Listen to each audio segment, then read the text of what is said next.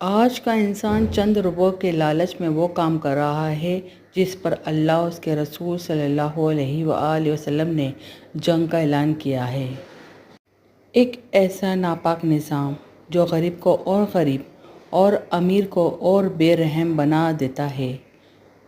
اللہ نے تجارت کو حلال اور سود کو حرام قرار دیا ہے۔ سورہ البقرہ آیت نمبر 275۔ یہ وہ عمل ہے جس کا انجام دنیا میں ذلت اور آخرت میں جہنم کی آگ ہے۔ اللہ تعالیٰ نے فرمایا، اگر تم سود سے باز نہ آئے تو اللہ اور اس کے رسول کی طرف سے جنگ کے لیے تیار ہو جاؤ۔ نبی کریم صلی اللہ علیہ وآلہ وسلم نے فرمایا، سود کے 70 درجے ہیں اور سب سے ہلکا گناہ ایسا ہے جیسے کوئی اپنی ماں سے زنا کرے۔ سنن ابن ماجہ۔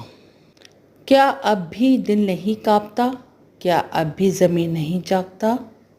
بھائیو بہنوں، اب بھی وقت ہے۔ سود سے توبہ کر لو، رزق حلال کی طرف لوٹاؤ، اللہ برکت دے گا، سکون دے گا، عزت دے گا۔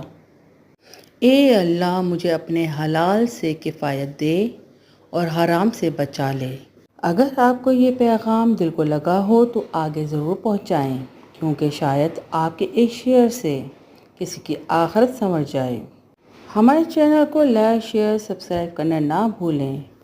اللہم صلی علی